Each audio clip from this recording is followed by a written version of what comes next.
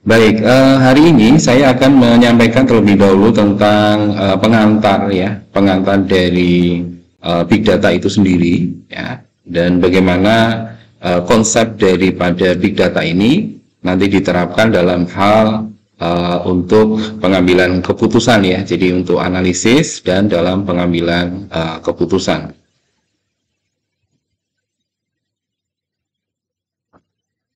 Nah, Anda bisa perhatikan di bagian layar, saya akan share presentasi atau PowerPoint untuk materi hari ini. Ya, jadi mata kuliah kita namanya adalah Big Data, di mana nanti di mata kuliah ini kita akan belajar tentang bagaimana mendapatkan pengetahuan atau melakukan analisis ya untuk mendapatkan knowledge atau pengetahuan dari kumpulan data atau volume data yang sangat besar. Nah, di pertemuan pertama ini saya akan terlebih dahulu membicarakan mengenai perkuliahan kita ya. Nah, untuk syarat dari mata kuliah Big Data ini adalah sudah mengambil sistem basis database ya atau sistem basis data. Kemudian data warehouse ya, ini sebagai syarat untuk mengikuti perkuliahan ini karena ini adalah lanjutan dari sistem basis data dan data warehousing. Kemudian untuk penilaian saya akan memberikan beberapa kriteria untuk mendapatkan nilai akhir, yaitu yang pertama ujian tengah semester ya. Ujian tengah semester ini nanti kita laksanakan di pertemuan ke-8. Jadi di pertemuan 1 sampai dengan 7 itu nanti kita akan melaksanakan perkuliahan. Kemudian di pertemuan 9 sampai 15 kita akan melaksanakan perkuliahan UAS. Dan diakhiri di pertemuan 16 nanti ujian akhir semester. Ya, bobotnya adalah 40%. Sehingga nanti nilai akhirnya itu 100%. Nah, jadi untuk bisa mendapatkan nilai akhir yang final ya, optimal, itu Anda harus mengerjakan ujian tengah semester, kemudian tugas terstruktur, ya ini 20%, kemudian ujian akhir semester, ya jadi bobotnya di global adalah 100%. Nah, kemudian untuk rank nilai, nah ini kalau presensi kehadiran Anda disiapkan nanti kurang dari 50, ya artinya Anda hadir di bawah 8 kali kehadiran, maka otomatis nilainya akan tertahan ya, nilainya akan R. Nah, ini adalah nilai untuk remedi, artinya Anda harus mengikuti remedial untuk bisa mendapatkan nilai akhirnya. Nah, untuk rank nilainya ya seperti ini, 50 sampai 59D, 60 sampai 65C, 66 sampai 71BC, 72 sampai 76B, 77 sampai 85AB, 86 sampai 100 nilainya A. Nah, untuk pelaksanaan perkuliahan tadi sudah disebutkan di pertemuan 17 ya, 1 sampai 7 adalah materi kuliah. Kemudian di pertemuan 8 ujian tengah semester, di pertemuan 9 sampai 15 materi kuliah, di pertemuan 16 ujian akhir semester. Untuk presensi kehadiran minimal adalah 75% ya untuk bisa mengikuti UAS ya. Nah, untuk mendapatkan nilai, ringnya harus di atas 50%. Kalau di bawah 50% berarti mengulang kuliah atau remedial. Nah, untuk presensi antara 50 sampai 75% itu ada tugas tambahan ya, karena di bawah 75 ini berarti nilai presensi Anda kurang. Nanti silakan bisa menghubungi saya selaku dosen pengampu. Nah, ini dua buku ini nanti akan kita gunakan sebagai dasar untuk perkuliahan Big Data. Nah, ini adalah pokok bahasan yang akan kita bahas ya, atau silabusnya. Jadi yang pertama nanti tentang pengantar dan konsep dari Big Data. Kemudian yang kedua dasar-dasar dari Big Data. Lalu model data. Kemudian nanti akan dilanjutkan di pertemuan berikutnya manajemen NoSQL. Ya, kemudian dilanjutkan dengan pola dari Big Data itu seperti apa ya, kemudian akuisisi data itu cara mendapatkan data yang terkumpul kemudian dipakai untuk analisis yang ukurannya atau volumenya sangat besar. Kemudian tentang Big Data Storage ya, ini adalah media penyimpanan Big Data secara khusus ya, karena ukuran datanya besar maka storage-nya juga khusus. Kemudian ada Hadoop dan Hadoop Arsitektur. Ini adalah salah satu layanan yang bisa digunakan, aplikasi yang bisa digunakan untuk manajemen big data, ya. Nah, kemudian di tahap berikutnya, setelah kita mengenal data yang berukuran besar ini, ya, atau big data ini, kemudian kita melakukan analisis, ya, yaitu analisis big data, kemudian analisis batch, lalu analisis real time. Dan yang terakhir adalah memvisualisasikan data. Jadi bagaimana data yang dihasilkan dari hasil analisis, nanti kita visualisasikan, ya, kita tampilkan. Nah, mengapa sih kita belajar analisis big data? Jadi pemanfaatan data yang volumenya sangat besar, gitu ya. Artinya bahwa sumber data baru itu selalu tersedia dan selalu bertambah. Ya, terus bertambah. Jadi data itu lama-kelamaan akan menjadi sangat besar volumenya. Nah, sehingga dengan data yang besar ini ada satu peluang, ya, peluang untuk bisa melakukan analisis data secara canggih, karena sudah ada beberapa metode untuk analisis data. Misalnya dengan menerapkan pembelajaran mesin, ya, atau disebut dengan machine learning.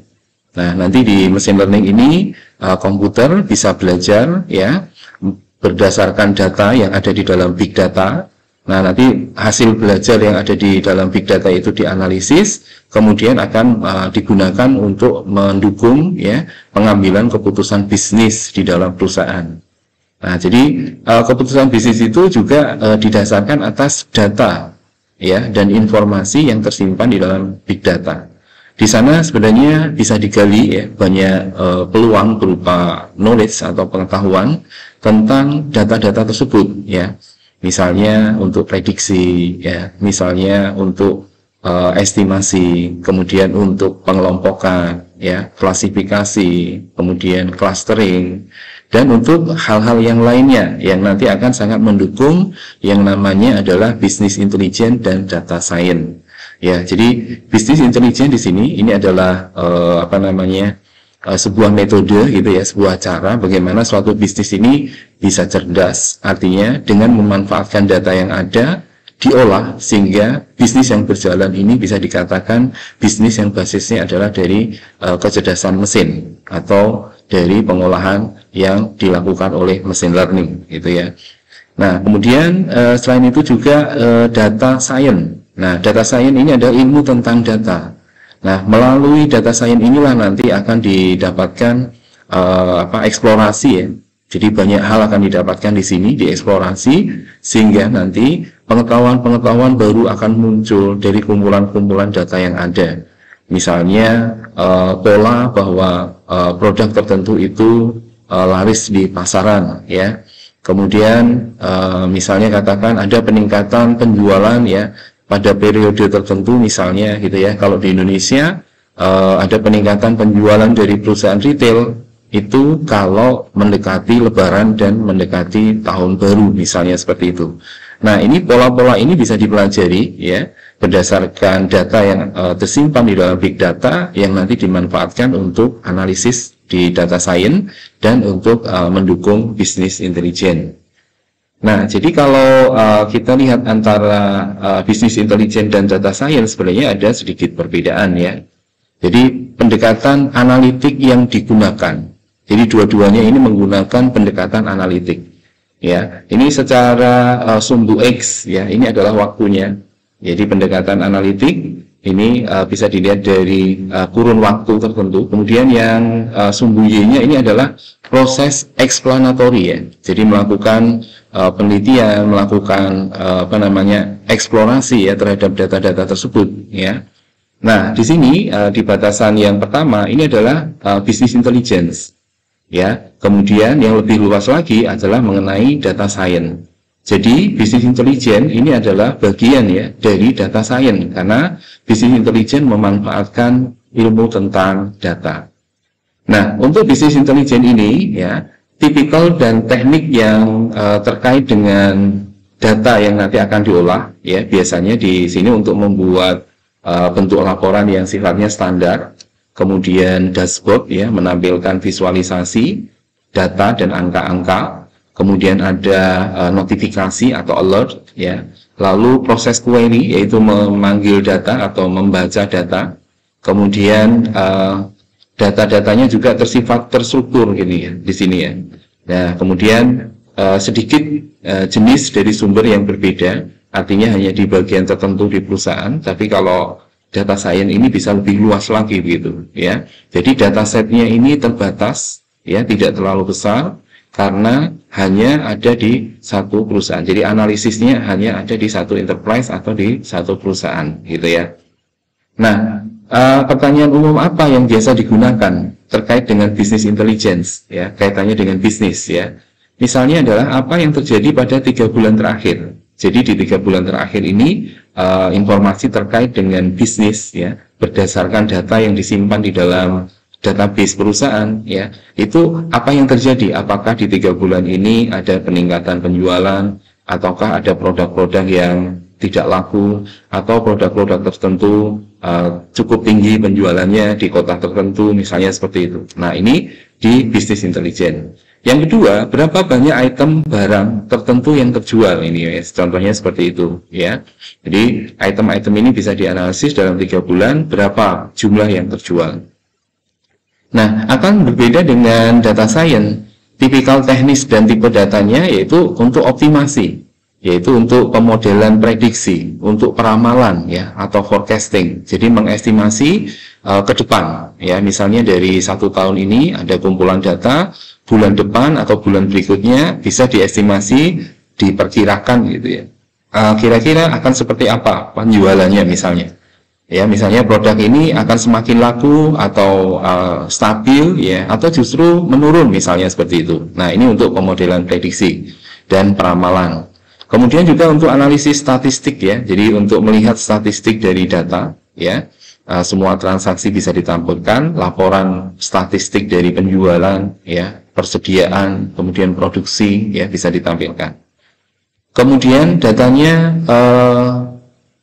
terstruktur dan tidak terstruktur. Jadi banyak jenis sumber yang berbeda-beda. Artinya tidak bersumber hanya dalam satu bisnis saja, tapi bisa sumbernya itu dari beberapa bisnis ya, atau bisa juga dari eksternal ya, data-data eksternal dari aplikasi eksternal, itu sangat mungkin untuk bisa didapatkan di dalam data science ini ya. Datasetnya akan lebih besar dibandingkan dengan business intelligence ya. Nah, pertanyaan yang terkait dengan data science ini biasanya adalah tentang estimasi ke depan gitu ya. Misalnya apa skenario yang optimal untuk bisnis Anda ke depan? Ya, apa yang akan terjadi selanjutnya? Nah, ini berarti estimasi dan prediksi ya, atau peramalan ya, forecasting terhadap apa yang akan terjadi di depan. Nah, bagaimana jika tren ini terus berlanjut? Ya, artinya kalau tren ini terus gitu ya, berarti ada banyak permintaan pasar gitu ya, produknya laku. Nah, selanjutnya apa yang harus dilakukan untuk perusahaan ya? Nah, apakah akan meningkatkan jumlah atau kuantitas produknya gitu ya, meningkatkan jumlah produksinya dan seterusnya. Nah, kemudian bisa juga untuk menjawab kenapa kok sampai ini terjadi. Nah, ini dari data ini nanti bisa dianalisis.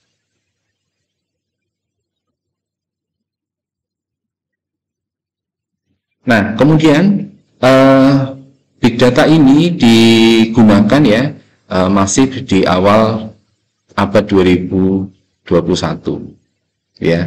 Jadi di abad 2021 ini sudah mulai banyak perusahaan-perusahaan besar seperti Google, Amazon, LinkedIn, Facebook, Twitter itu sangat didukung oleh adanya big data ini.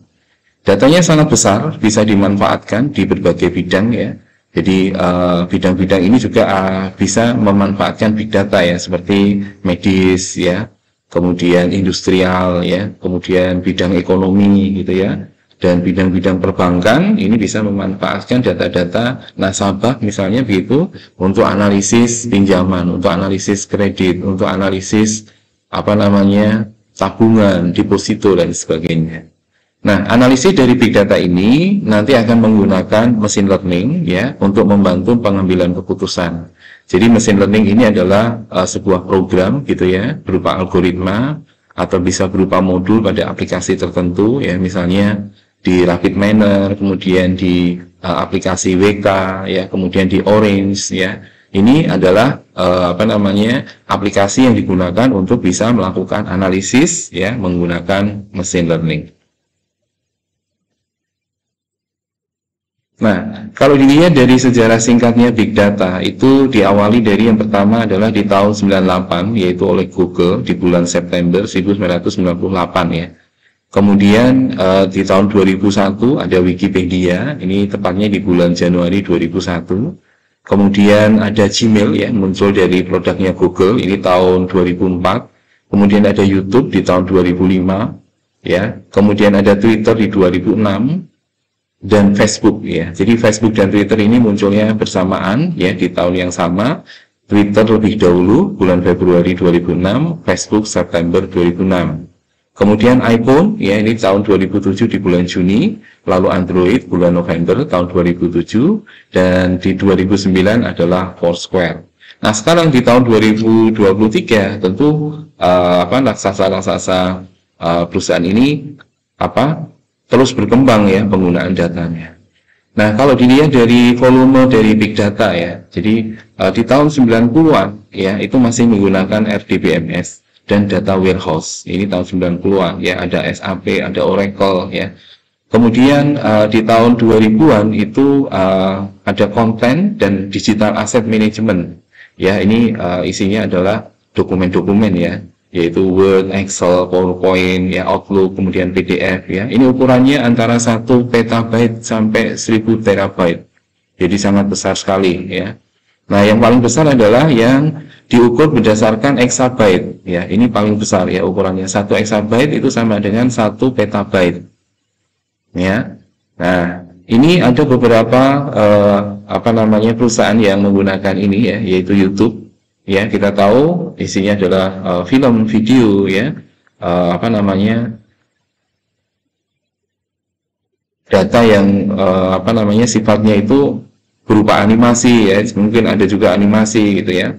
Nah, kemudian ada Twitter, kemudian ada Facebook, ya. Ini di tahun 2010, ya, datanya itu sangat besar sekali dan menggunakan tidak lagi SQL tapi NoSQL. Dan berdasarkan nilai dari satu kunci atau key value tertentu ya. Ini ada SMS juga di sini ya.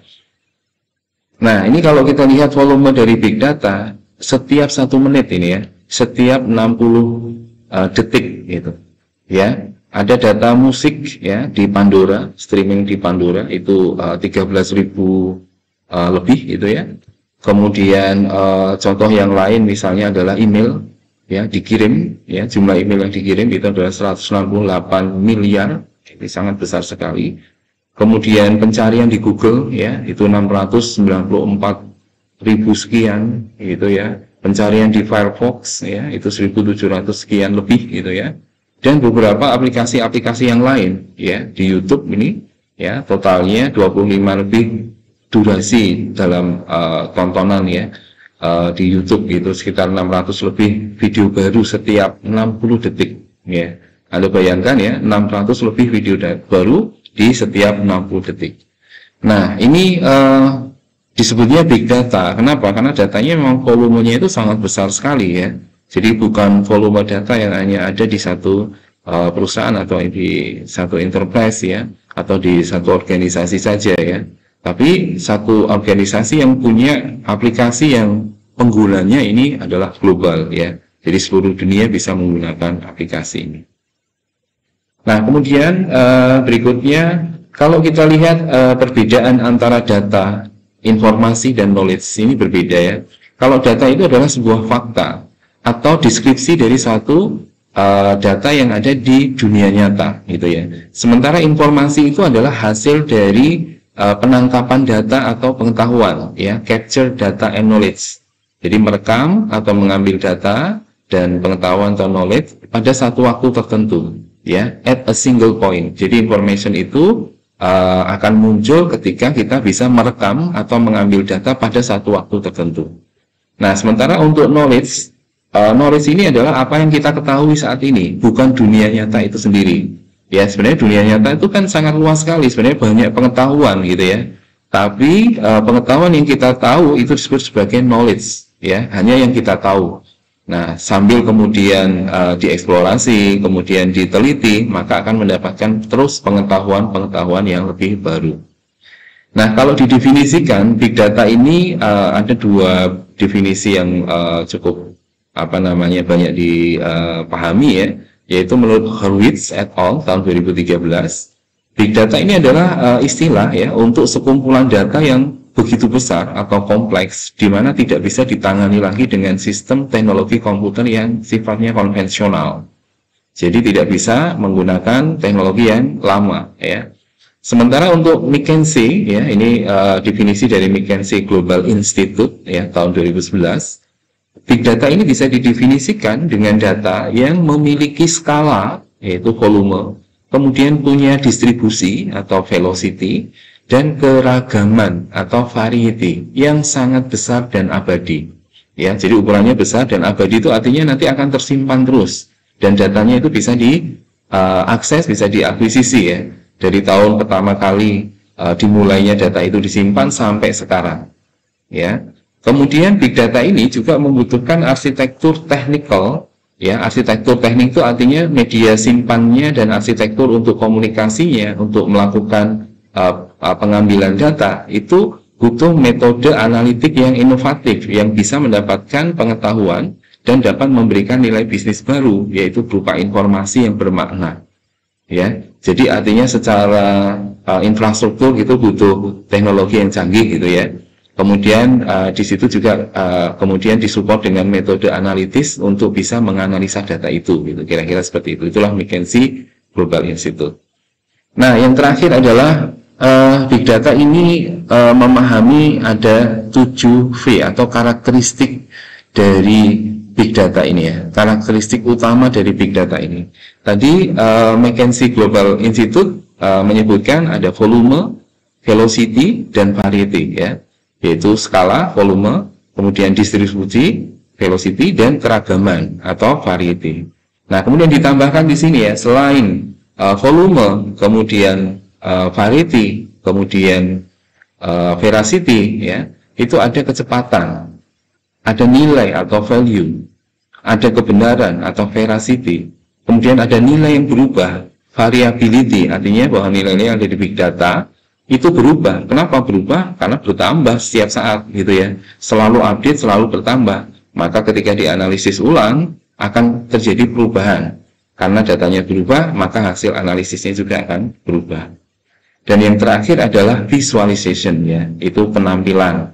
Jadi bagaimana data-data ini ditampilkan ya untuk bisa digunakan dalam bisnis ya, untuk menunjang bisnis, untuk pengambilan keputusan di dalam perusahaan atau di organisasi untuk bisa melakukan estimasi ya, forecasting atau peramalan ya, atau prediksi pada waktu-waktu yang akan datang. Saya kira itu untuk pertemuan hari ini sebagai pengantar ya. Nanti kita akan lanjutkan lagi minggu depan ya terkait dengan pembelajaran mengenai big data dan analisis big data.